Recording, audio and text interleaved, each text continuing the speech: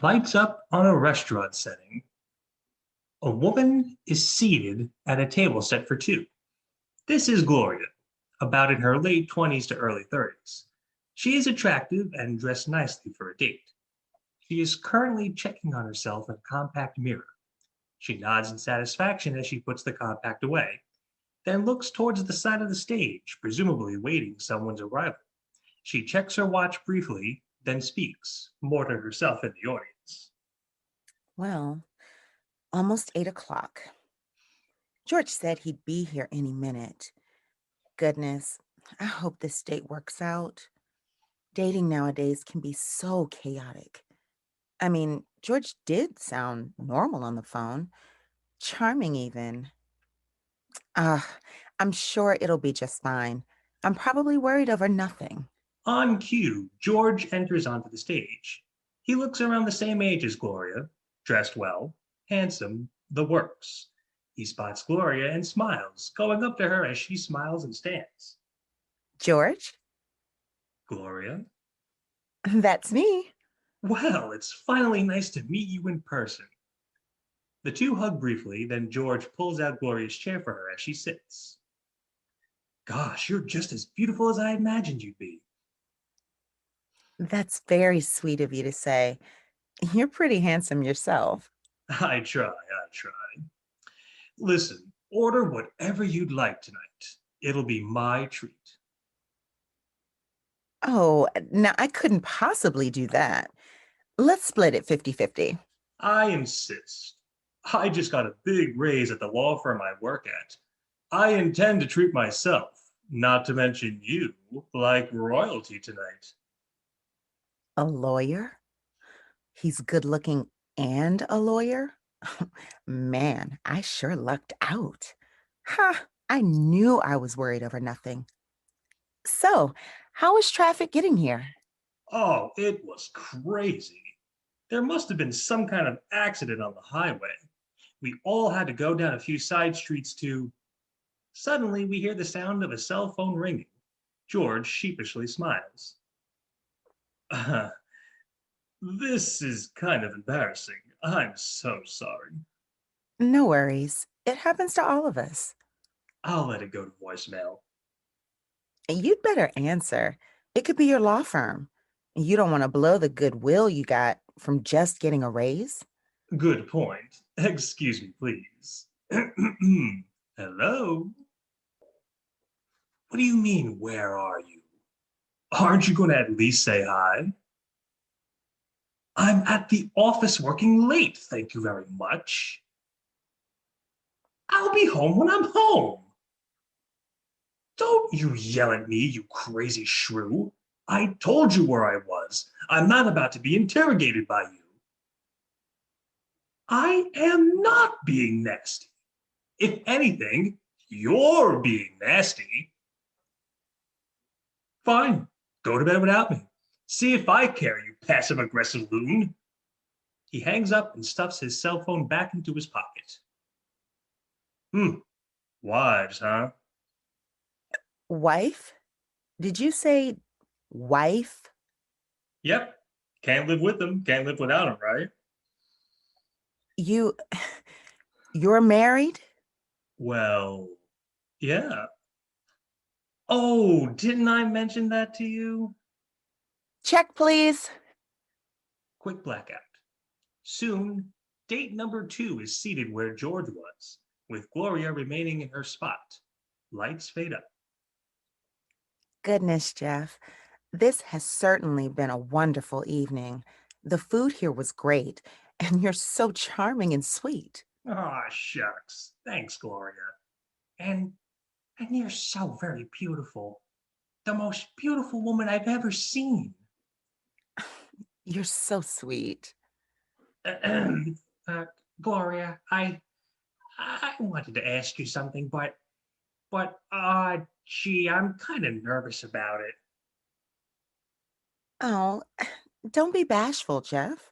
You can ask me anything. Honest? Honest. Well, I was hoping maybe perhaps we could kiss. Kiss? Only if it's okay with you, of course. Well, oh gosh, why not? There's nothing wrong in an innocent kiss, and you have been a wonderful date. So, yes, my answer is yes. Jeff smiles excitedly as Gloria smiles back, then puckers up and leans in. Jeff, however, first pulls out a small notebook and pencil, then jots something down in it. Kiss number 87, Gloria, blind date at dinner. Uh, I beg your pardon? Hmm? Oh, this! It's my kissing log. Your kissing log? Yep. Every girl I've ever kissed, I've written it down right here in this handy book. See? Right here on the first page. Kiss number 1. Samantha Purley at the playground underneath the monkey bars. I was 9 years old. I, I, wow. Um, so you've kept track of every woman you've ever kissed, huh? Every single one of them? Well, of course. Oh, here, listen to this one. Kiss number 22, Myrtle Goodridge, New Year's Eve party, college. Technically, she was kissed 22, 23, and 24, but I don't like counting the same person more than once. It defeats the purpose of the log, Gosh, I guess you wouldn't want to mess up a perfectly good logbook, now would you? right? So, the eraser on this pencil is all worn down. So, would you mind if we just kiss so I can notarize and finalize kiss number 87? Check, please. Blackout. Date number 3 now enters onto the stage. He looks around nervously as Gloria speaks when we fade back up. Peter, thanks for meeting me tonight. I'm sorry I had to reschedule our date from Friday to tonight, but my mother has to go to a doctor's appointment early Saturday morning, and she hounds me like a beast if I'm even a minute late. Uh, uh-huh. Yeah, sure. Well, why don't we get to know each other a bit? Tell me, Peter, what do you do for a living? Peter does not answer. He is staring wide-eyed at something on stage. Um, Peter, are you okay? What's Shh, shh, shh, shh. Quiet, quiet. Keep your voice down. Keep your head down. Peter, what's going on? Gloria, I don't mean to alarm you, but someone here in this restaurant is out to get me. Uh, out to get you? Who here? Don't look! Don't look! He ducks her down to almost underneath the table. If they see us, they'll kill us both. Peter, what is this? Are you in some kind of trouble? Should I call the police? No, that won't do. The police won't help. They're in on it. What? Yep, the police, the CIA, the FBI, the countries of France and Italy, all in on it. All out to get me. Why, Peter? What happened? You mean you don't know? Well, you see, I discovered the existence of unicorn puppies. Unicorn puppies! It's the biggest discovery in the history of the world. And the man wants to eliminate me because of it. But I won't let you take me. I'm going to outrun all of you forever. Do you hear me? Forever. So, shall we order drinks? Check, please. Blackout. It is now time for Gloria's fourth date. As the lights come back on, Gloria is staring incredulously at a man who has a ventriloquist dummy on his knee, very nonchalant and patiently waiting for Gloria to speak. Um, so, Mark, Let me see if I've got this correct. That dummy there is your friend, Mr. Peepers, Yes, that is correct. and Mr. Peepers speaks for you because you're too nervous to speak for yourself. Yes, that is correct. He does. You're seriously going to do this for our whole date? Yes. And you honestly expect me to converse with Mr. Peepers here for this whole date? That was the idea, yes. Check, please. Gloria gets up and storms off. Meanwhile, Mark turns the head of Mr. Peepers to face him, then talks in his normal voice. Sheesh, what was her problem? I don't know. Geez, Mark, you sure do pick up a lot of weirdos to go on dates with. Blackout. Date number 5 is set to go. Gloria comes back on, looking very tired and annoyed by now. Her 5th date is seated at the table as she cautiously sits. So, Kevin, you mentioned that you're an accountant. That's actually quite interesting. I've always been fascinated with that line of work. Kevin eyes Gloria up and down carefully as he speaks. Yeah, it pays the bills, I suppose. So, you said you just moved here from Japan? Uh-huh. Gosh, I've always wanted to visit Japan. What was that like? Hmm? Yeah, it was nice, I guess. Okay, Kevin, listen. You seem very nice and all, but I've got to be honest. You're making me very uncomfortable by staring at me up and down like you are. And please, don't deny it. I've been plainly watching you for the last 3 minutes. Oh, you caught that, huh? Damn, I thought you hadn't noticed. Well, there is an explanation for it. And what, pray tell, would the explanation be? Well, you see, I moved here from Japan for a reason. The Yakuza is looking for me. What? Yeah, I may or may not have swindled them out of a few 100,000 yen, but you see, if I send them organs to sell on the black market from time to time, they take a little off my bill at a time. Tell me, you wouldn't happen to need one of your kidneys, would you? A fresh kidney would knock a few thousand off my bill.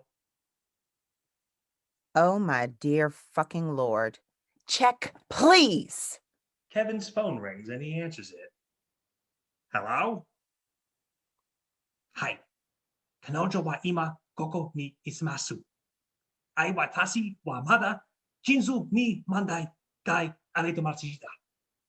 Yatara oshiare shimasu. Hurry up with that check, for God's sake. Blackout. Date number 6. By this point, Gloria is now smoking a cigarette, pretty much on autopilot. She looks at it if she now gives 0 craps. Slowly, onto the stage walks her 6th blind date, Harry. He approaches the table and looks to Gloria. Gloria? Who's asking? I'm Harry. We met on that dating site a few weeks ago. Gloria puffs on her cigarette. Then she kicks Harry's chair out for him and motions for him to sit down. Uh-huh. Yeah, sure. Sit down. Uh, okay then. I hope you weren't waiting long for me. I'm sorry. My dog got loose outside my apartment and Okay, let me just stop you right there. Before we go any further, let me take a wild guess. You think your dog talks, right? I, I beg your pardon? No, hang on. I bet it's something even crazier. You married your dog at some point and pay it child support, don't you? What? Married to my dog? Why would you? Harry, please, just be absolutely straight with me. What crazy quirk, what deal breaking lunacy do you have? I am really not in the mood to sit through another crazy dinner with a man again.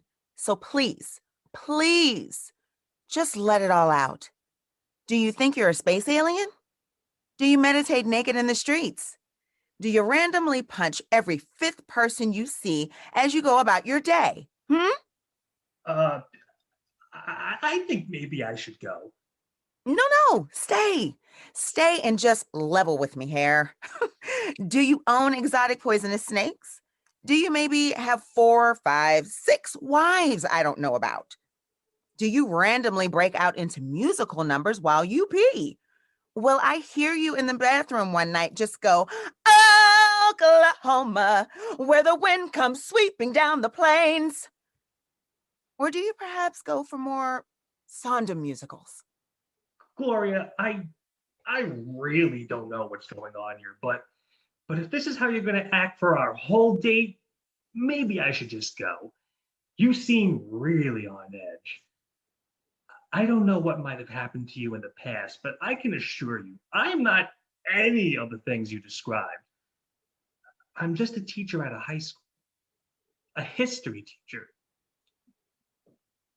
I hope I didn't come off as rude there. I'll just let you be alone. Harry goes to leave. Gloria stares blankly at first. Could this be someone normal? She puts out her cigarette and stands up quickly. Harry, wait. Harry stops and turns to Gloria. She motions for him to come back over. He cautiously walks back to the table and sits. What is it? I am so sorry about that. Truth be told, I am on edge. My dating life for the last 2 months or so has been the absolute pits. I've been on quite a few dates, and all of them were weirder than the last. Is that why you're asking all those crazy questions? Well, gee, I won't lie. That was kind of off putting it out there, but I can see where you're coming from. I mean, look at this. I don't even smoke. What the hell am I doing? I'm really sorry. Can we maybe start over? Nice to meet you, Harry. Nice to meet you, Gloria. You know, I've got to confess, it's been the same way for me. The last 6 months, I've had some real Lulus for dates. You you have? Oh, yeah.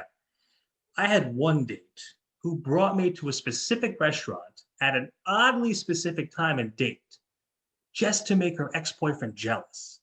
She literally stood up and shouted, "You see, Jacob, I got myself a hot date and you're still single." I had another date who insisted her mother accompany her. She wanted her mother to, get this, inspect me to make sure I was proper boyfriend material. Oh, wow. It gets crazier. I had a date a few weeks ago who wanted me to come back to her place to lay eggs with me. What? I swear on my life, it's the truth. She claimed she was Clotha, queen of the lizard people, and that I was the perfect lizard prince for her. I said, check please, so fast her head spun. A long silence. Gloria smiles at Harry, who smiles back at her. It's a connection, a normal, shy spark of a connection. A waiter slowly walks over to Gloria and hands her a book with a check in it. She slowly hands it back to the waiter, then wags a finger no. No, no, not this time. I think this time I'm actually going to get through an entire dinner and get to a second one. Harry and Gloria smile at each other and begin to mime conversation as the waiter shrugs and walks off, and we slowly fade to black.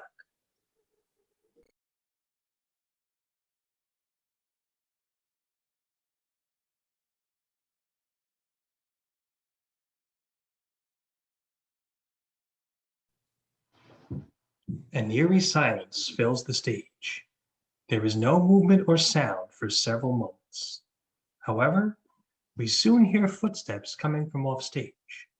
Slowly, a spotlight shines at the right of the stage, and a girl comes walking out. This is Alice, aged around 11 or 12. She walks with a calm, though somewhat sad demeanor. She goes to center stage and sits down, gazing out into the audience. She seems to be trying to find the right words to say something to those who are watching. Finally, she begins to speak. It's a tale as old as time itself, isn't it? Something my grandmother told to my mother to me, and someday I'll tell it to my children. It's the story of Sleeping Beauty. You know about that, don't you? A sweet, kind, beautiful princess is cursed to sleep forever. She can only be awoken by a true love's kiss. And a handsome, brave, dashing prince comes along, vanquishes the evil being trying to keep the princess under a spell. He gives her that kiss, and she awakens, and things are happily ever after. Well, sometimes, sometimes, the roles can easily be reversed. The sweet, kind, beautiful princess can just as easily be a kind, sweet, handsome prince who is under a spell, and the dashing hero meant to rescue could just as easily be a heroine, a girl like me. Alice slowly stands, and the stage lights up, almost by magic, to the outside of several apartments. Various doors with numbers on them can be seen. She walks over to one of the doors and runs her hand along it gently. Peter Bagley moved into the apartment next door to mine last year. From the very first day I laid eyes on him, I just felt so very drawn to him. He was a quiet, introverted boy, but he just radiated such a vulnerable sweetness to him. He was, for lack of a better term, the boy next door. He was kind, sweet, handsome, everything a girl could ever want in a boy. Yet, yet, as I would eventually learn, he had, behind the scenes, a terrible life. Slowly, one of the apartment doors opens, and out walks Peter Bagley. He sports a black eye and a bruise on his cheek. He slowly fixes his hair, and with a tired, almost pained sigh, he sits by the foot of the stage, gazing out to the audience. Alice watches him silently for a few moments. Peter and I bonded right away. We became fast friends. I liked him, truly I did, and I knew he liked me as well. But it wasn't so easy as him asking me out, or vice versa. Peter lived a very troubled life. I began to realize this as time went on. You see, from time to time, I would talk to him and. Yes, Hi, Peter. How's everything going with you today? good, very good. In fact, I can't complain at all. Well, that's wonderful. Peter, I was just wondering. A group of my friends are going to go bowling this Saturday. I'd love for you to come with me. What do you say? No, No? I I can't. I'll be busy. Busy? Is it like a family thing? I suppose you could say that. What do you have going on? A birthday party? Some other kind of, you know. Nothing. I mean, just having family over. That's all. Oh, well, gee, I hope you guys have fun. Thanks. Peter!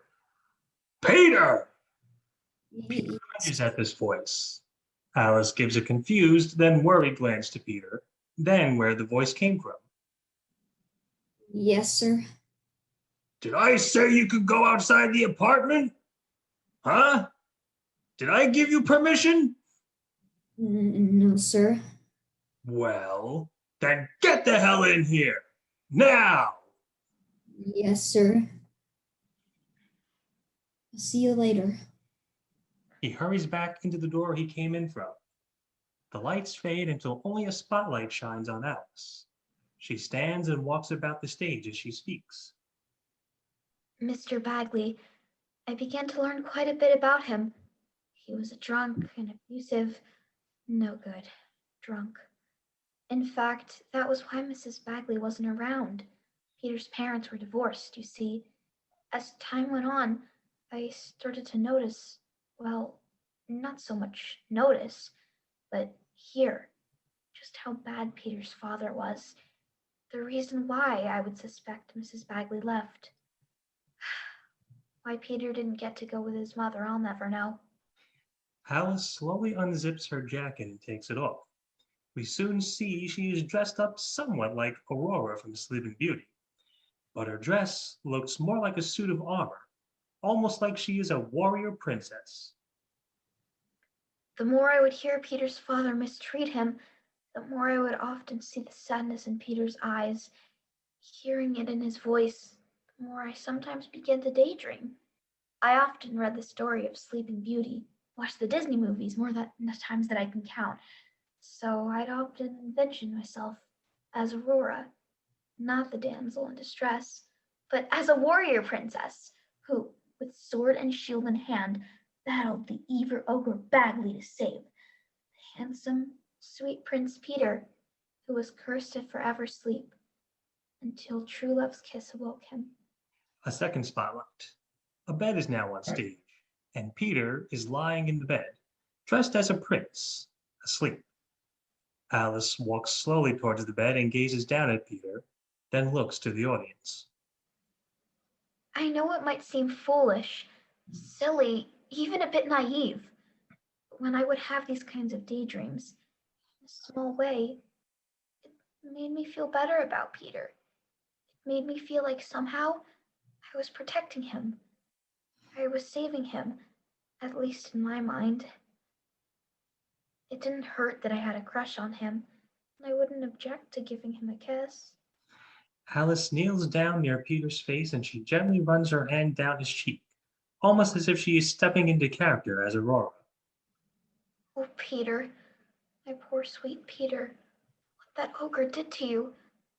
But he's gone now. I'm here. You're safe. Silence. Soon, Alice leans down and she gently presses her lips to Peter's, lingering for a count of 3, then gently breaking off and standing back up.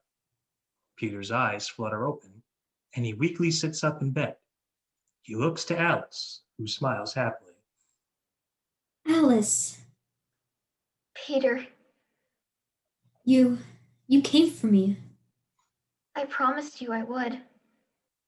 I knew you'd come. Thank you. The two pucker up and lean in, though soon the scene freezes. Alice unpuckers and walks away from Peter as the spotlight fades on him in the bed. Alice slowly slips out of her Aurora dress to reveal she is wearing a regular shirt and jeans. She sighs sadly.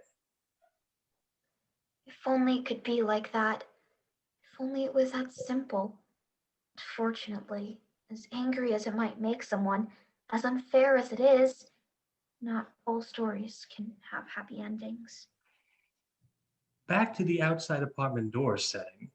Alice walks center stage and sadly gazes out into the audience. I remember the last time I saw Peter, before things went terribly, terribly wrong. I had just gotten home from school and was about to go into my apartment when suddenly, Slowly, Peter emerges from the door he came in and out of earlier. He has bandages over the left side of his face. He tosses some garbage into a nearby can and tries to duck back into the apartment, but he locks eyes with Alice. Hey, Peter, Peter, my God, what happened to you? Nothing. Nothing. I'm fine. That doesn't look like nothing to me. Peter, sweetie, the left side of your face is bandaged up. Why? I fell off my skateboard and scraped myself up. That's all. Don't lie to me, Peter. Skateboard scrapes are never that bad. And besides, I've never seen you skateboard ever. Come on, talk to me. What happened? It was just an accident. That's all. Peter, please, you can be honest with me. I'm your friend. I won't tell a soul. I got burned, okay? I got burned. My old man was drunk as usual and he got angry at me and he tossed boiling water at me. I ducked most of it, but still, it splashed into me. So, want to know what happened? There, I told you. Now, if you'll excuse me. Peter, wait a second. I said, excuse me. Peter, no. Peter, you can't live like this anymore. Your dad is gonna kill you one of these days. Please, I want to help. Let me talk to my parents. Maybe they can call child services. Maybe they can. Absolutely not. No, Alice. You're a great friend. And I like you. I'm just going to say this once. And I hope you'll listen to me. Just mind your business. How? How can I mind my business when you could be in danger? Alice, I need to deal with this on my own terms. By myself. What if, God forbid, my dad finds out you and your parents called child services? Try to hurt you guys too.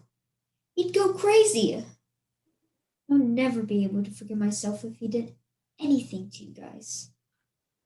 Please, just let it go. Let me handle things.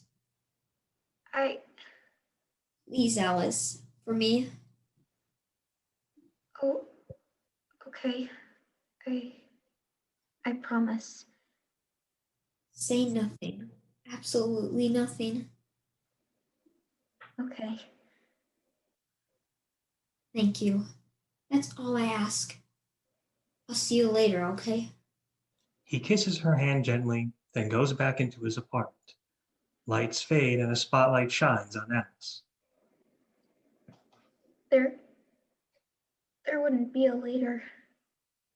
The door to Peter's apartment opens, but instead of Peter, two men wheeling a gurney slowly walk out, with a body wrapped up on it. We can only assume it's Peter's. Alice wipes her face of tears, then speaks. I had a nagging feeling in the back of my head. That nagging feeling that I shouldn't have listened to what Peter asked me to do, that I should have told my parents to call child services, but it was too late. That night, Peter defended himself for the first time. His father tried to hit him again, and this time he fought back, but at a terrible cost. His jaw was broken, his chest stabbed several times. The police who came to the apartment couldn't even begin to describe the carnage. Peter's father was arrested, thank God, but that wasn't going to bring Peter back. Peter was gone. Alice begins to cry softly. She composes herself, though, after a few moments, and speaks. My parents told me that I shouldn't blame myself, but at that moment, I truly did. I still do to an extent. I could have saved him. I could have stopped him from being killed, but I did nothing. Oh, if only I could listen to my gut instinct. If only. She trails off as she goes back to center stage, still looking sad, but now seeming to be thinking back about Peter and smiling a bit. If there was one positive that could come out of this, it was the fact that Peter was finally free now. Free from the evil ogre. The spell was broken. He could be awake now. I wouldn't be able to be there with him, no. But at least I could think about him in my memories and in my daydreams and know that the prince was truly okay, was truly saved. Slowly, Peter comes walking back onto the stage. His face is free of any bruises. He is dressed as a prince again. He strides up to Alice and smiles. I'm here, milady, and I'm okay. Thank you for trying to help. Thank you for everything, my dear. He kisses her hand gently. Any time, my prince. The two link hands and walk off as the lights fade to black.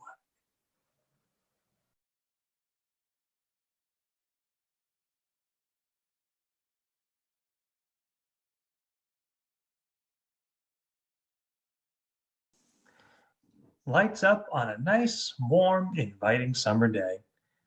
We hear the sound of kids playing and indistinct neighborhood noises.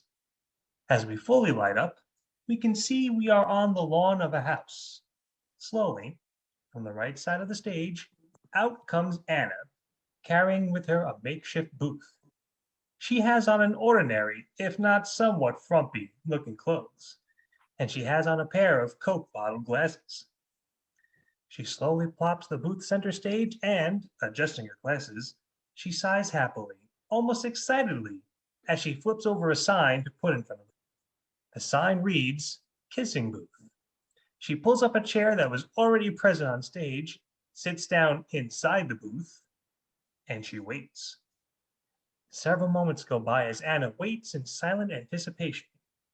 Meanwhile, a boy, Travis, comes walking onto the stage. He spots Anna and her booth and walks over to her curiously. He reads the sign, then, puzzled, he looks to the audience and mouths the words, Kissing Booth? His curiosity takes over and he slowly clears his throat. Um, hey, Anna? Travis, good afternoon. Hi. Say, Anna, do you mind if I ask you a question? Well, I suppose it depends on the nature of the question. For example, if you were to ask me, what do you think of the weather today, Anna? I'd be more than happy to talk about what a nice sunny day it is and how there's just the right amount of breeze in the air so that it isn't too hot. On the other hand, for argument's sake, if you were to ask me, gee, Anna, what's it like going through life with such big honking glasses like you have? I think I'd mind that a lot. In fact, I'd probably be extremely offended by such a question. I get the picture. What I was going to ask was, since when are you running a kissing booth, Anna? Pardon me? Well, look. It says right there, kissing booth. Gee, I didn't know you were interested in kissing boys all of a sudden. What? Kissing booth? What are you... Ugh. Oh, for heaven's sake. What's wrong? Oh, gracious. This is the wrong sign. It wasn't supposed to read kissing booth. It was supposed to read ask Anna's advice. Oh, goodness. I must have grabbed the wrong sign when I was walking out the door. That kissing booth sign was when my two older sisters, Ava and Annette, set up their own booth at the carnival last weekend to raise extra spending money for themselves. Advice, huh? Yes, indeed.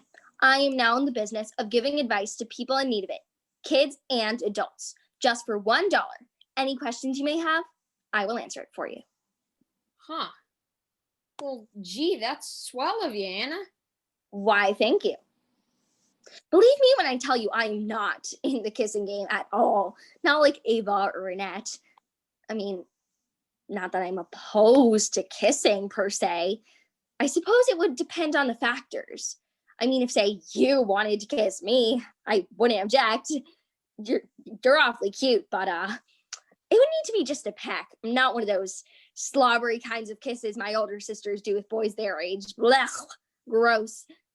Though I do suppose they'd look rather happy afterwards. So Anna. It's fine, Anna. I believe you. I get the picture. So, would you like to be my first customer?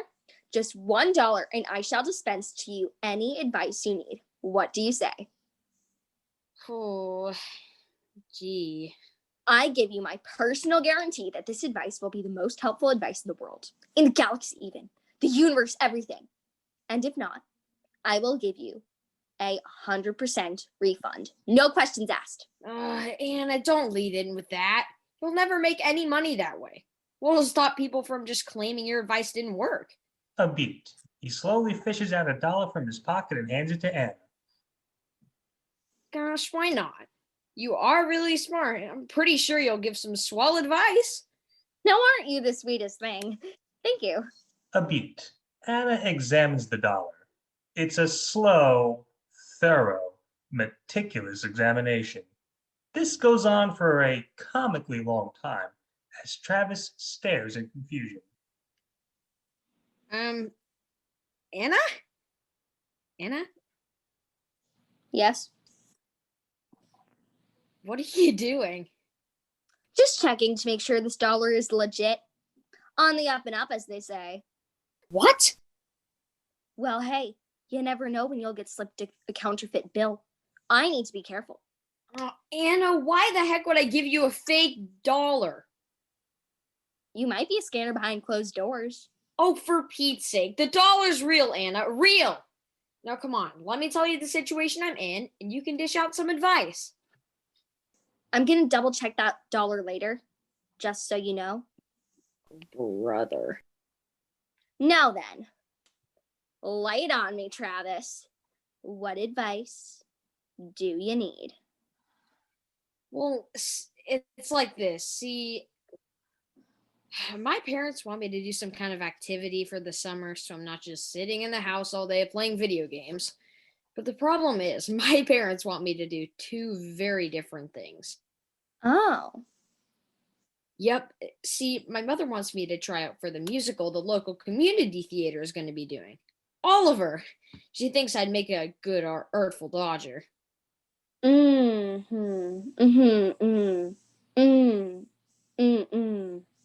Interesting. But my father, on the other hand, wants me to try out for the summer league football team. He thinks I'm good enough to be quarterback. Yes, indeed. Now, I think both sound like cool things to do, but I only have enough time to do one of them. I don't want to disappoint either of my parents, though, as well. What do you think, Anna? What should I do?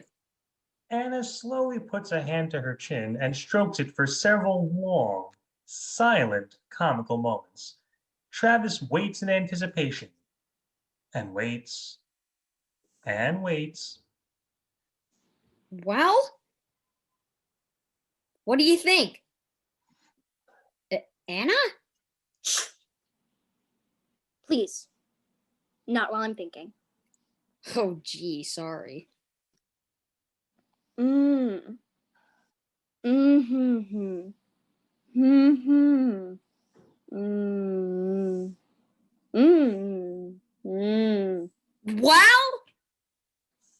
Travis, let's mull over the pros and cons of this, shall we? For you see, every option in life has at least a few pros and cons. The best decisions you can make, though, would be where the pros outweigh the cons, where there's only a few cons, but they aren't deal breakers, while the pros are just good enough that you don't care a lick out of cons. Do you follow me? I think so. Now then, first, let us consider your trying out for the musical. Now, having been in plays before, I can tell you, it's a lot of fun being on stage. Singing and dancing and acting. Audiences adore you. And you also get to meet lots of new friends, too. Well, hey, I like making new friends. Indeed. However, there is the fact that you must not only memorize lines, but also memorize blocking and dance steps as well. And if you slip up even once, the show could be a disaster. Just once? Just once. Why, I remember last year when Horace Gluckenmeyer and I were in the play The Adventures of Princess Bubblegum in the Enchanted Forest of Candy and Sweet Things. I, naturally, was Princess Bubblegum, and he was Prince Licorice. Now, in one particular scene, Horace, as Prince Licorice, was supposed to kiss my hand and say, "Oh, Princess Bubblegum, you are so beautiful. Marry me, and we shall flee to my lodge in the hills." But do you know what he said instead on opening night? He said, "Marry me, and we shall lodge with my fleas in the hills." Oof. Horace was embarrassed. Let me tell you, he refused to go on for the rest of the performances we had. Yikes, that does not sound like fun. Well, perhaps then we should consider your trying out for the football team. Now, football is a fun sport to play, and it's also a good way to make new friends. Not only that, but you'll be exercising every day. You'll get faster and stronger as you keep on playing. Well, hot dog, that is a big pro. Dad will be proud as heck to see me getting stronger. I'm sure he would. However, one cannot dismiss the danger of a mishap on the field. A mishap? Oh, yeah. Do you know how many injuries football players get every year? Concussions? Contusions? Broken bones? Broken bones? Especially broken bones. Why, just last year, Horace Glockenmeyer was on one of the football teams, the Bay Area Bruisers, and... Wait. Horace? The same kid who played Prince Licorice? Yes? Gosh, Horace sure has a lot of hobbies. Travis, please, don't interrupt me while I'm in the zone. Now then, Horace was quarterback in the big game against the Mott City Molars, and on one play, he went back to pass and whammo! 3 huge kids from the Molars sacked him and piled right on him. Poor Horace. His left leg was broken in 6 places. 6? 6.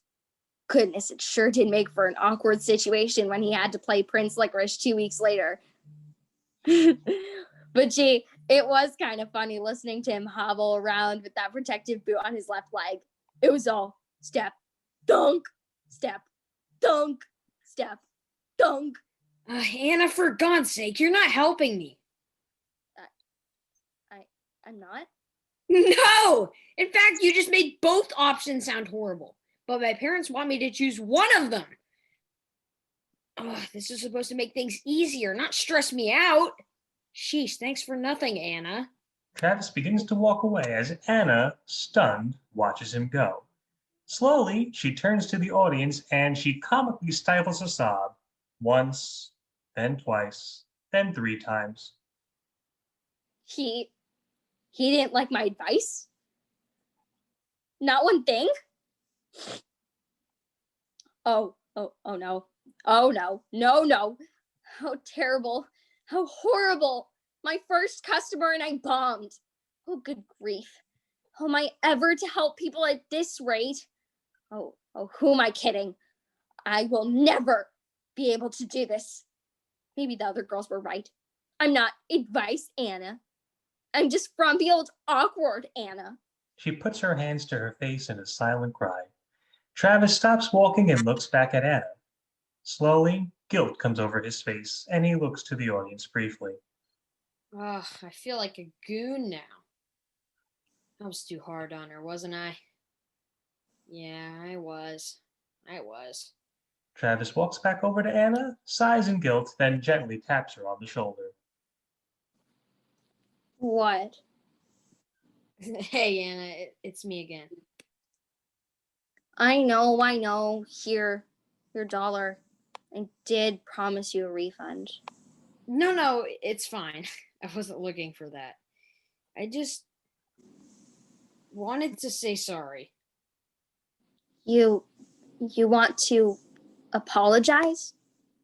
Yeah, I was being a big jerk back there, Anna. I didn't mean to hurt your feelings.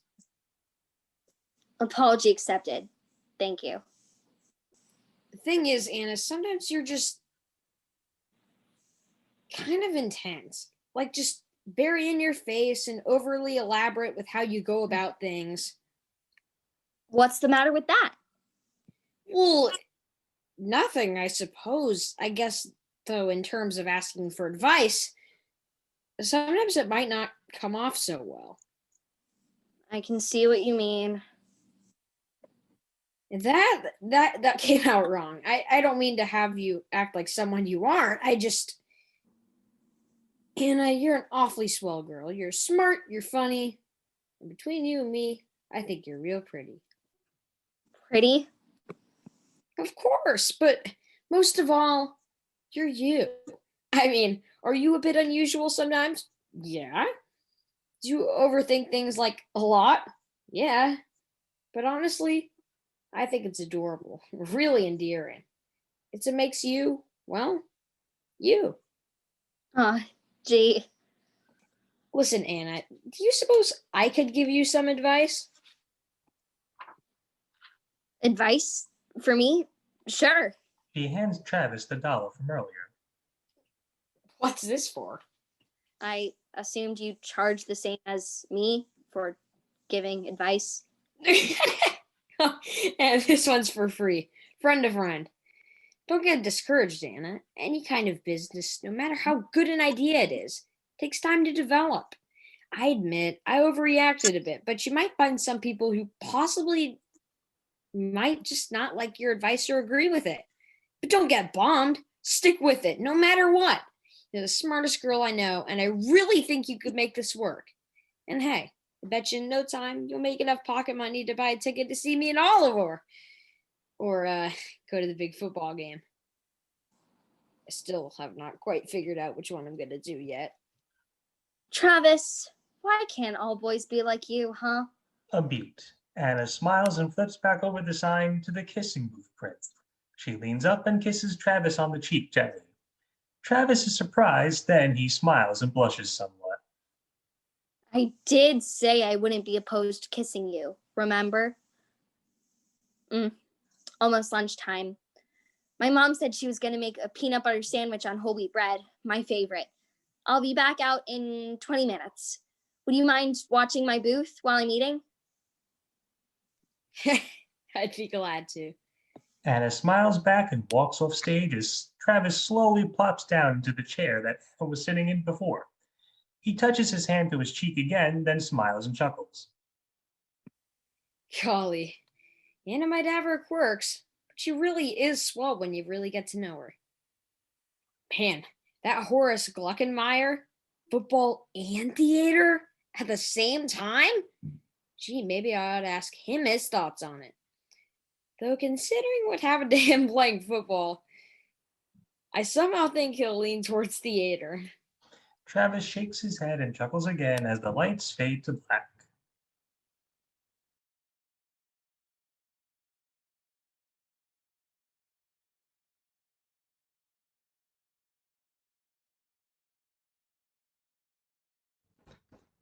Lights up on a living room setting of a house.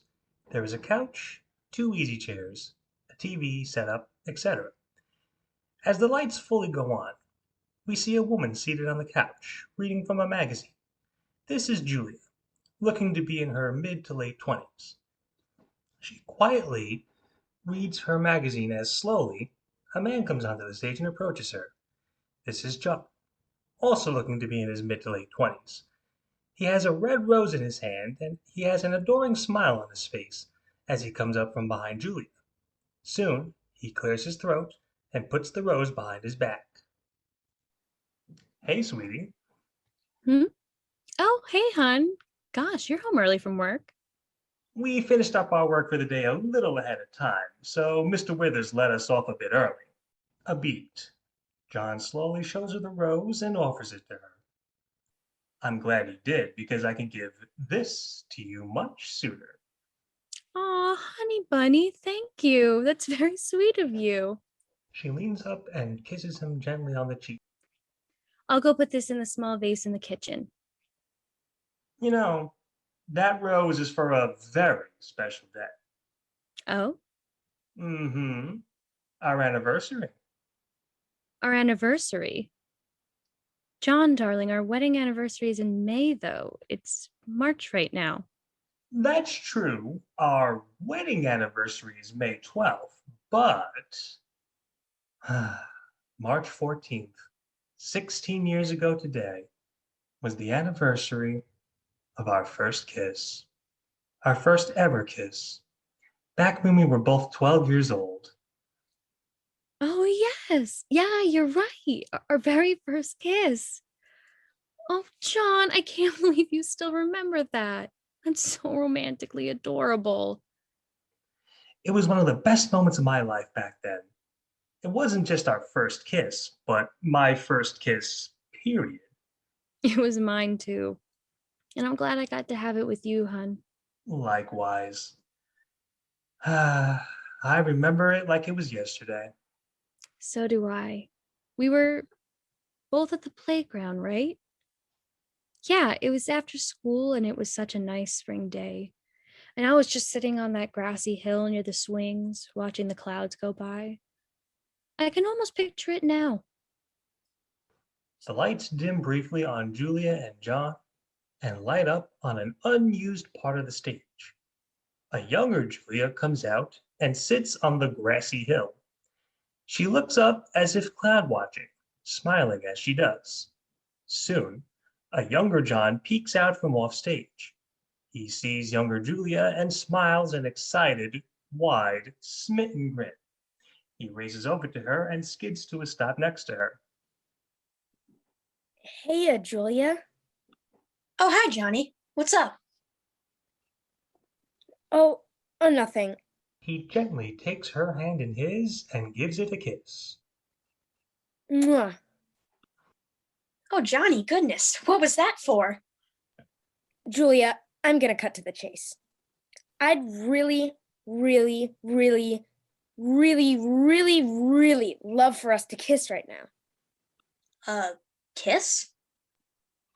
Yes, lips to lips, me and you. What do you say, Julia? Please? Oh, please, oh, please. Well, gosh, I don't know, Johnny.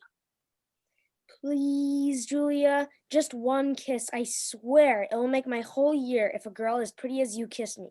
Please, pretty please. Oh, okay. Okay. If it'll stop you from begging so much. Okay. One kiss. Younger John grins and puckers his lips out eagerly, making a few kissing sounds as he does. Younger Julia smirks at this, then also puckers up. The two lean in slowly when suddenly a record scratch noise is heard. Wait a second now. What's wrong? Julia, hon, come on now. What? What do you mean, come on now? Julia, I admit, I was crushing hard on you back then, but I do not remember begging like that, or being that overly eager to kiss you. I don't know. I seem to recall it like that. Well, I recall things just a tad bit differently. Now that I think about it, I believe that I was the one sitting on the grass and you were the one who came over to me. Yeah? Yeah. We go back to the younger versions of John and Julia. Younger Julia goes off stage as younger John sits on the grassy hill. He has a book with him and he is reading from it as the lights fade up on him. Ah. Oh. Oh. How interesting. Younger Julia comes onto the stage, eyeing younger John and smiling with delight. She walks over to him in a flirty way as she sits down next to him. Ahem. Oh, Julia, dear. Hello. Hi, Johnny. How was your day today? Never mind my day, Johnny. Kiss me. I'm sorry. Kiss me, Johnny. I want your lips to connect to mine, right here on this hill. You are the most handsome boy I've ever seen, and it would make my life complete if you were to kiss me. Well, gosh. I don't know, Julia. Well, then I'll just kiss you, you handsome fool. What? She pushes younger John onto his back and she scoots beside him, then grins. Get your lips ready, Johnny. It's smooching time. She does an over-exaggerated pucker as she leans down to kiss younger John, when suddenly the record scratch noise is heard again and younger Julia freezes. Okay, you've got to be kidding me. What? What? You wanted to call me out for exaggerating things, then you want to go and tell a story like that? I don't know. My memory was always pretty good. Where do I even begin? First of all, Julia, dear, you never called me that when we were kids. And the only books I ever saw you read were comic books back then.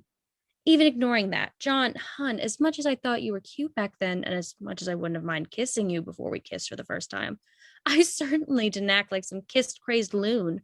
I mean, not for nothing, but once we started dating, you sure did like when we made out. Never mind that. That was years later. I'm talking back before our first kiss. Also, I don't want you to think I forgot this. It's smooching time? Really, John? Really? You really think like words like that would come out of my mouth? Maybe. Oh, for goodness sake. I'm beginning to remember it more vividly. You said, Hey, Julia? and I said, Yes, Johnny? then you said, You want a kiss? Like, not on the cheek, but the lips? Like in the movies?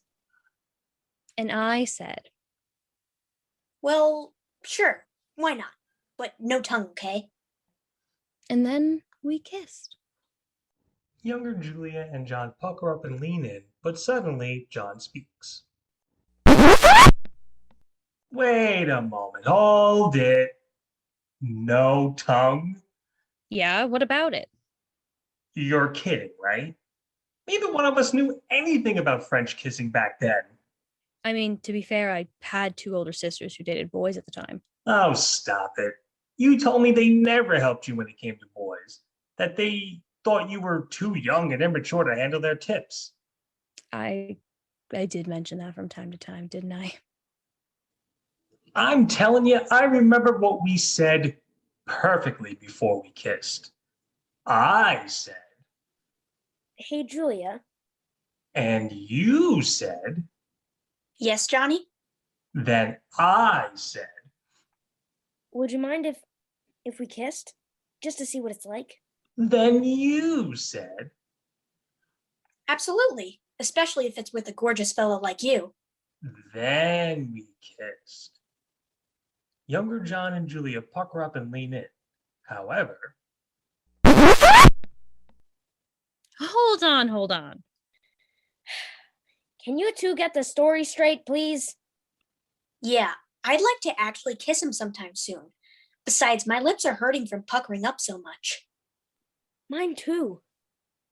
I don't think I ever called you gorgeous, especially to your face.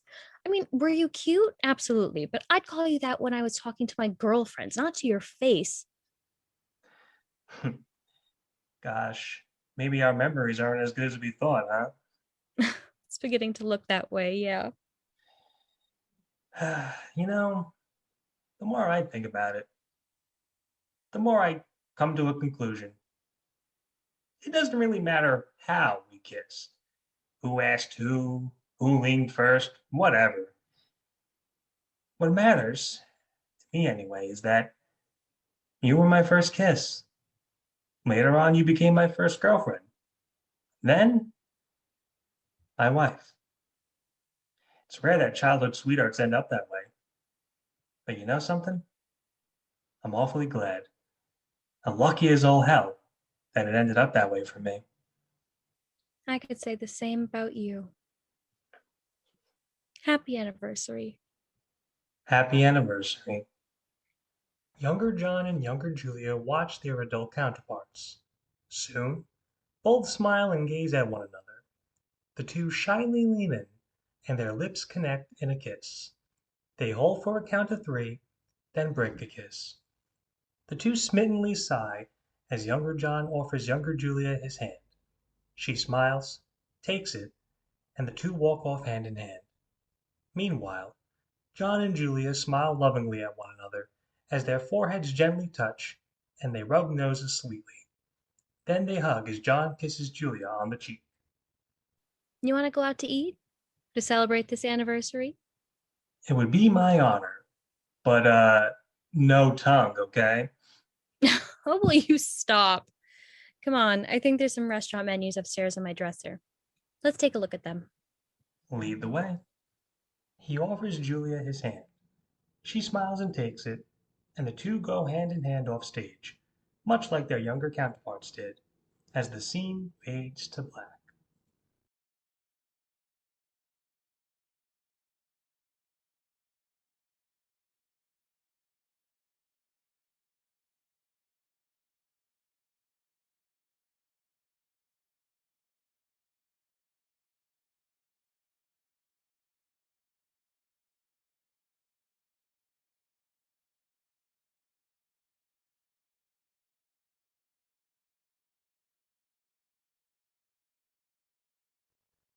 Lights up on the very familiar setting of Sleepy Hollow.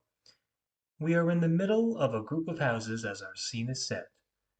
Various children and adults are milling about, talking, playing, laughing, running errands, etc.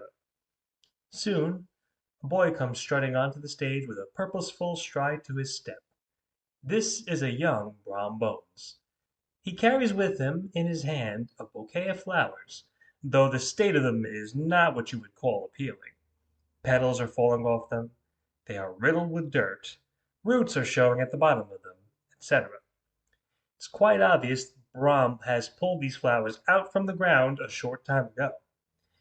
He gets to the center of the stage, but we soon hear whistles from offstage, and a group of boys chattering and talking excitedly as Brom stops and turns to the source of the whistles. Oh, hey, you fellas. Go swimming at the lake? Sorry, fellas. I can't right now. I have to deliver these flowers to Katrina Van Tassel. Dear sweet Katrina.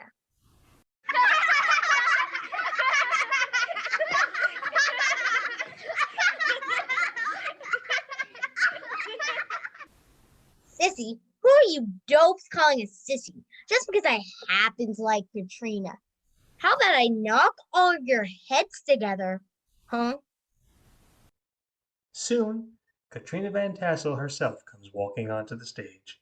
She looks prim, pretty, and pristine, wearing a nice yellow dress.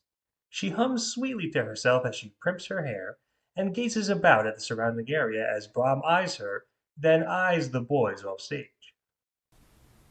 There she is now. All of you shut up and beat it.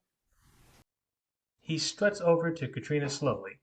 Soon he skids to a stop and he smooths his hair out with a free hand, then roughly pokes Katrina's shoulder a few times to get her attention. Hey, Katrina. Oh, Brom. Good morrow. Here, these are for you. Go on, take them. Come on, don't just stare at them. Take them. They're a gift for you. Brom, where in heaven's name did you get those?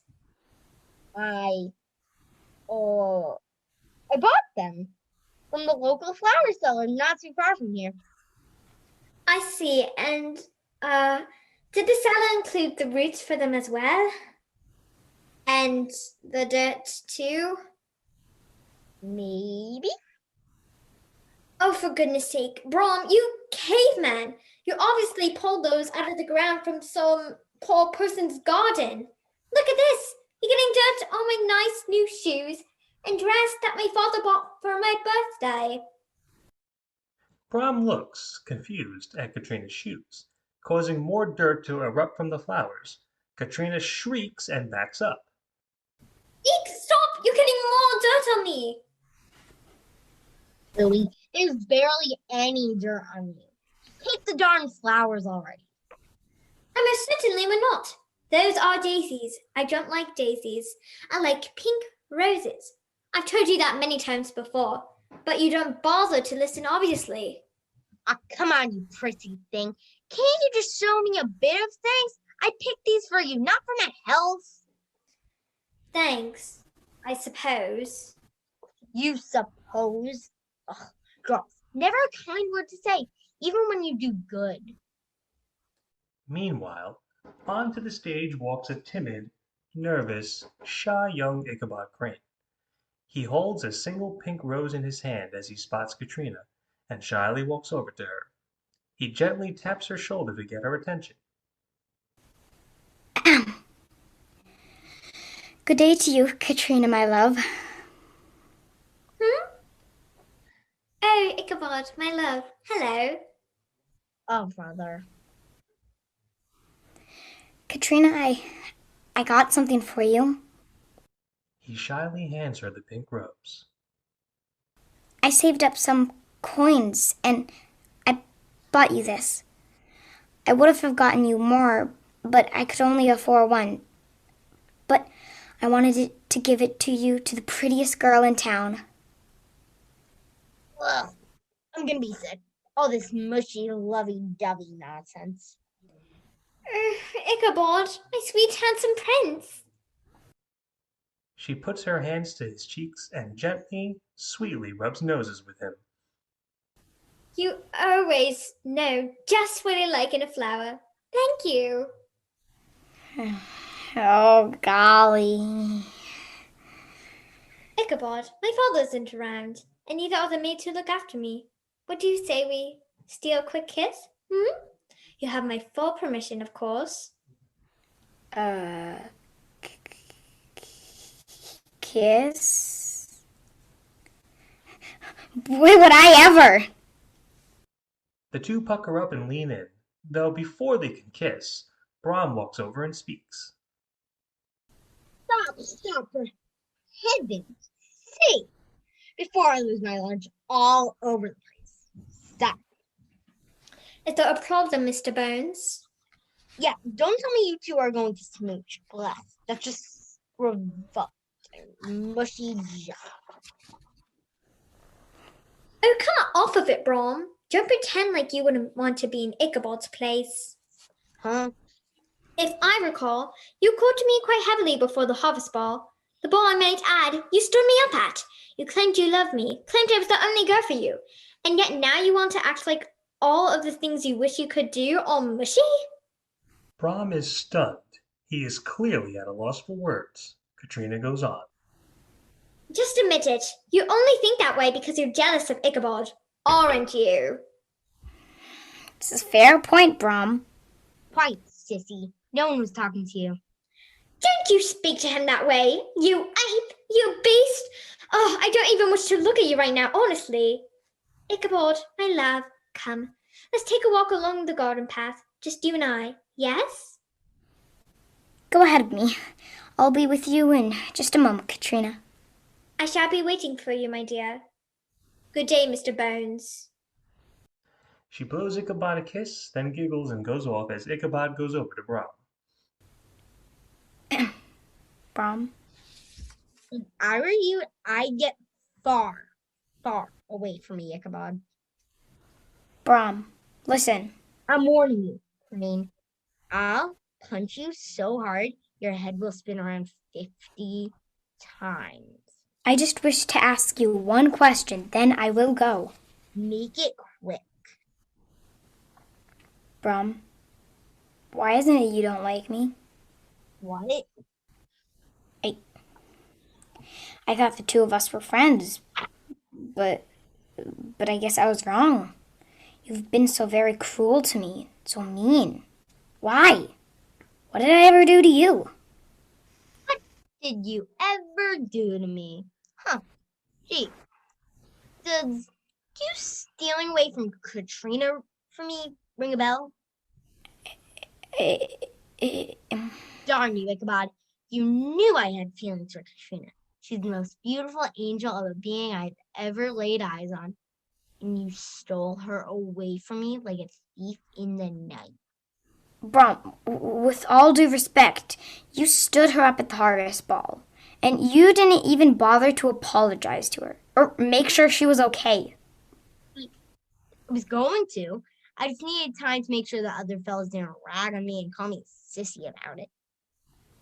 I admit, I had and still have feelings for Katrina too, but I certainly didn't try to steal her away. It just happened. We began to fall for one another, but you can't blame anyone but yourself for it. for the mistakes you made. You have 3 seconds to get away from me, or so help me. Don't get mad because I'm telling the truth. Get away. Things could have been different if you had have been kinder. I said get away now. Fine. If you want to wallow in self-pity, be my guest. As for me, I have a date with Katrina along the garden path. Excuse me. Ichabod begins to go off as Brom stares an angry hole through him. Ichabod soon turns back and, much to Brom's shock, he blows a raspberry at him, then goes off. Well, that's stick-figured goof. I'll show him a thing or two. Katrina wants to be alone with him, eh? Well, I'll just have to be a third wheel. He hurries off as we black out momentarily for a scene change. When the lights come back on, we are near a cottage and a large oak tree situated near it. Soon, Ichabod and Katrina, hand in hand, walk onto the stage and towards the oak tree. Shall we sit underneath her for shade? Certainly. He helps her into a seated position and gently sits next to her. Here we are. Thank you, kind sir. Any time, milady. Oh, how nice it is to be here with you, Ichabod. And away from that brute, Brom Bones. Goodness, no matter how much I try to see the good in him, he goes and proves what a bully he can be. I tried to talk civilly to him, but he was more interested than fighting with me. Oh, the nerve of that boy! Never mind him. Let's just enjoy this moment together. Yes, together. The two cuddle up as Katrina sweetly, gently plays with Ichabod's hair as he smittenly sighs. Soon, we hear the sound of a man's voice angrily shouting something from within the cottage. Get a move on, you lummox! You feeble-minded dolt! I said move! For God's sake, you're a dullard and slow as molasses. Goodness, who could that be? I don't know. Soon, out lumbers Mad George, the village idiot from Ichabod's ghost. He is carrying several boxes with him as he struggles to keep them from falling. A man follows not too far behind, the source of the voice. He looks angry and mean. Look, Ichabod, it's George! George, darling, hello! George momentarily glances at Katrina, then he smiles and waves at her, though this causes him to drop the boxes with a crash. The man angrily hits George with a small baton once, then twice, in the shoulder. George winces in pain. Katrina and Ichabod watch in shock and horror. You clumsy ox! You've dropped all of those boxes. George, God help you if anything is broken, or so help me, I'll have Constable Atticus give you a beating. George is sorry, Mr. Sir. George was just... Shut up! And don't call me Mr. Sir. I'm Mr. Melkin, you idiot. How many blasted times must I repeat that? Yes, Mr. Melkin, sir. George forgets sometimes. Goodness, poor George. Oh, that mean old Mr. Melkin. How can he treat George so cruelly? Brom, meanwhile, pops onto the stage. He spots Ichabod and Katrina first, and he smirks. Aha, found them. Now then, to crack their little mushy date. Brom, however, spots George and Mr. Melkin, who continues to berate and hit George with the baton. I didn't task you to move these boxes to the chicken coop for my health, George. I did it to get the job done. And it can't be done if you mess everything up. Now pick up those blasted boxes and move. Gosh, Mr. Malcolm is acting like a big jerk. Poor George. He's not a bad person. Why is he doing that to him? Mr. Sir, Melkin, damn you, say it right. Mr. Melkin, sir, can George rest? George is very hot and thirsty. Could George have water, please? No, you cannot have water. I reserve water for workers who do their work, not village idiots who crash things and work at a snail's pace. But sir, please. George hasn't had a rest or drink all day. George feels very weak. Good. I hope you drop dead right here. It'll serve you right for the terrible job you've done. Don't gape at me, you fool. Do your blasted job now. Katrina can no longer stand by and watch. She breaks away from Ichabod and marches up to Mr. Melkin, beating at his back with her fists. Katrina, wait! Don't you hurt him anymore. Stop it right now. George is a sweet, gentle man. You've no right to hurt him. You monster. You beast. Ow! What in the world? Oh, you, the Van Tassel girl. Pretty lady, hello. George is happy to see you. How is Pretty Lady doing? Keep quiet. Ms. Van Tassel, George was tasked by me to do a job. I'm paying him for it, and you're distracting him. Now, if you please, go about your business. I shall do no such thing. I saw you hurting him, berating him.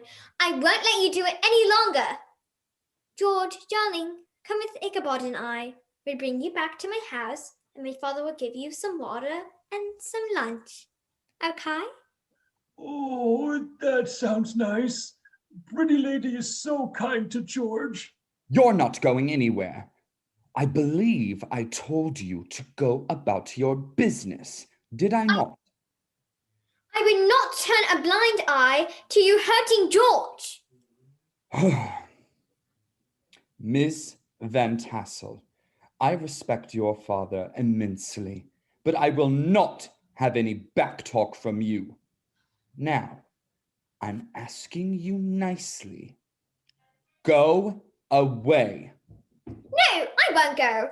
You'll just hurt George worse. I'm not leaving. I'm rapidly losing my patience with you, girl. You're hurting me. Stop. You had your chance to leave. Let her go! Don't hurt her! He rushes up to Mr. Melkin and helps get Katrina out of his grip. He balls his hand into fists as he defiantly stares down Melkin. And what's this, Your little boyfriend, I assume, Ms. Van Tassel? Mr. Melkin, you need to stop. Don't you lay a finger on Katrina and leave George alone as well. I suppose you think you can stop me, You're a man now suddenly, eh? Well, go on. Try and stop me. Ichabod frowns and punches Mr. Melkin in the stomach. Melkin winces for a moment, then frowns. That took guts, my lad. I applaud you. But since you wish to act like a man, you shall be treated as one. Melkin roughly backhands Ichabod across the face. Katrina screams in fright as Ichabod groans and hits the ground from the force of the blow. Melkin smirks and grabs Ichabod by the collar and stands him up. Ichabod's nose is now bleeding.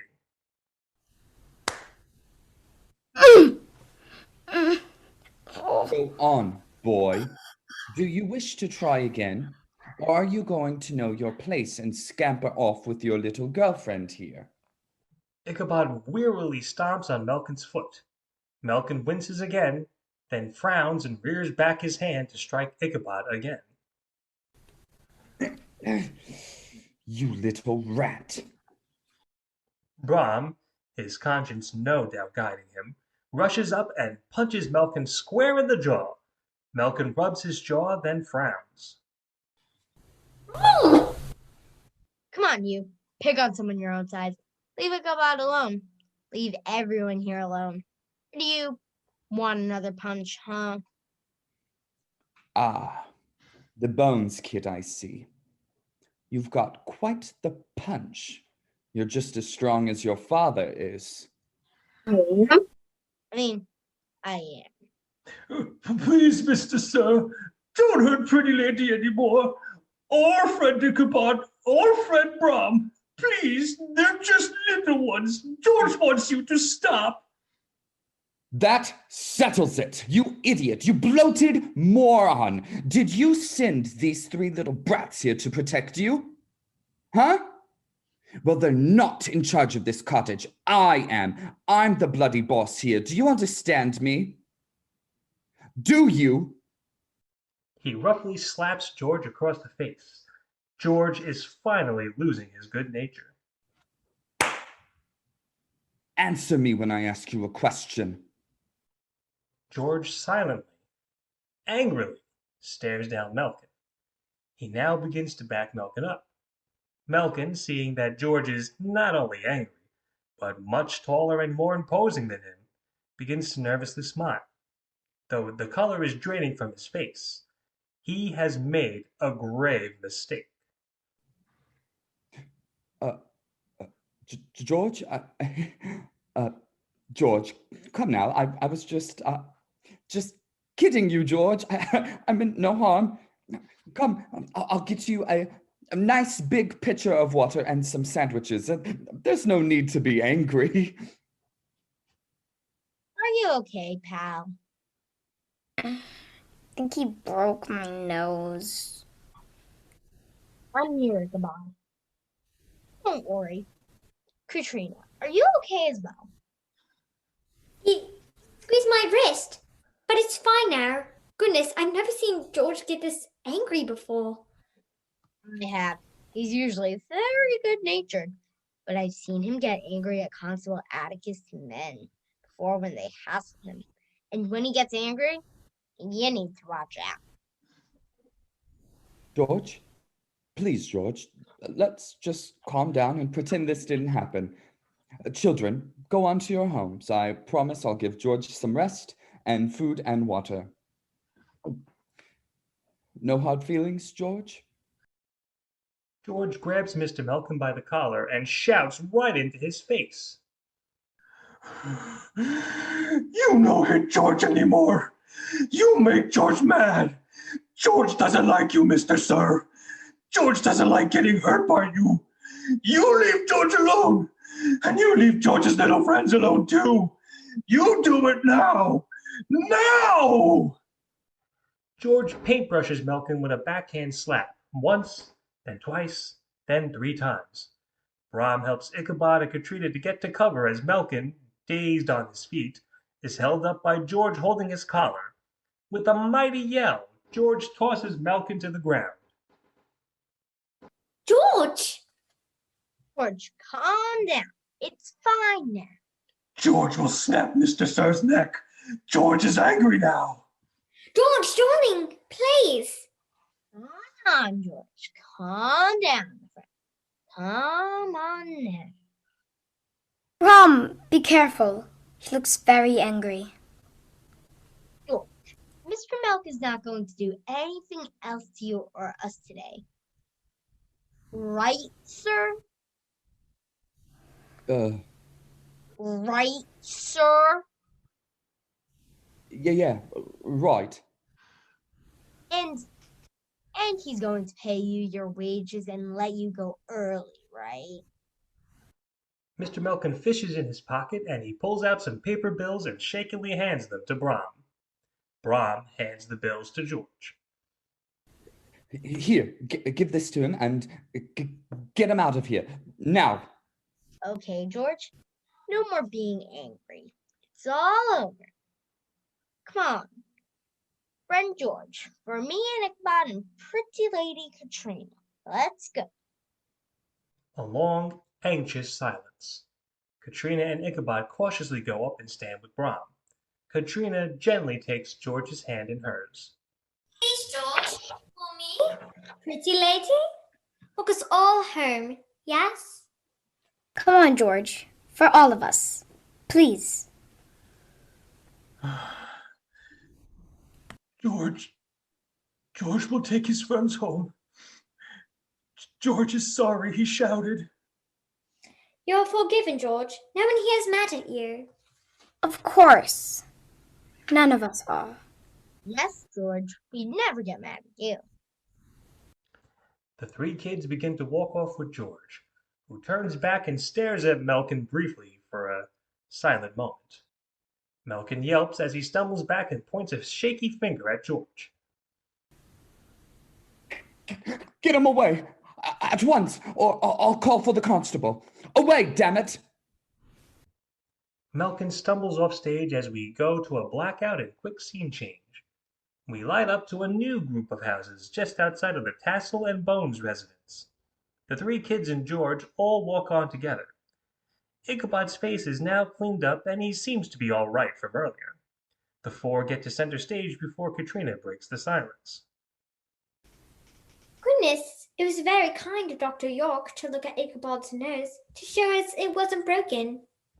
Ichabod, my sweet, how do you feel? My nose is throbbing a bit, but it's getting better. I gotta tell you, Ichabod, old pal, you sure do have guts. I do? Of course. You ran right up to Mr. Melkin to save Katrina from getting hurt, from him squeezing her wrist. Golly, that takes a lot of courage. A beat. Brom trails off in thought. Then he continues, his tone a bit more reflective and serious. You really do care greatly for her. I can see that. Ichabod, Katrina, I'm awfully sorry. I was wrong to act the way I did earlier. I shouldn't be angry and jealous. I should be happy for the both of you. And I am. I really am. I appreciate how kind you're being right now, Brom. Thank you. Truce, friend. Truce. The two shake hands. Goodness, this is what I like to see. The two of you acting like gentlemen. Friend Ichabod, George will walk you to your house, yes? Yes, George. Thank you. I'll call on you later, okay? Yes, you may. Rest well now, Ichabod. Ichabod pecks Katrina on the cheek. She smiles and pecks his cheek as well. Ichabod slowly walks off with George as Brom makes a move to go off as well. I suppose I ought to go into my house as well. My father might have some chores for me to do. Good day, Katrina. Brom, one more thing, if you please. She beckons Brom over to her with a finger. Brom, curious and somewhat nervously, walks over to her. Soon, Katrina smiles and she gives Brom a lingering kiss on the cheek, then breaks it. Oh, not that I mind, but golly, what was that for? Consider that a thank you. Brom dear, a thank you. A thank you for jumping in like that. You did to help us back out there. Ichabod wasn't the only one brave today. You were very brave too. I wasn't exactly. I just wanted to do what was right. I might be sad that Ichabod has your heart, but I still want to be your friend. And Ichabod's too. I like that very much. My feelings for you might be different now, but yes, I still think you're a very good friend. And deep inside that tough, gruff exterior of yours, you truly are a very sweet boy. Gee, thanks. But, don't start uttering that around the other fellas. You know, so they don't hassle me. That would be a pain to have to go through. Good day, Mr. Brom. She walks off in a dainty and prim manner as Brom watches her go off. He sighs as he is now left alone on stage. Gently, he touches his hand to his cheek where Katrina kissed him, then lets it drop. Gee, you know, a part of me will always be a little jealous and angry at Ichabod for winning you over, Katrina. But as long as he makes you happy, it makes me happy too. With that, he slowly walks off stage as we fade to black.